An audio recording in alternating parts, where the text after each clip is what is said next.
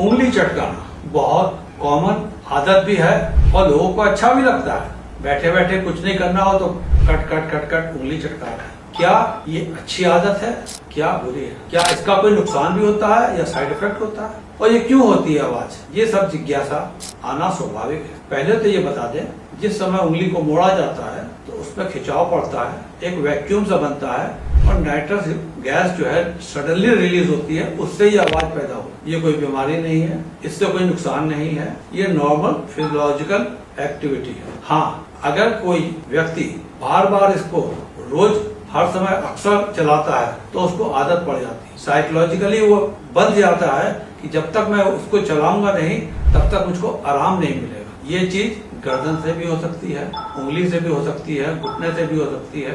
अक्सर ऐसी आदत पड़ती है, उसको छुड़ाने में काफी दिक्कत आती है।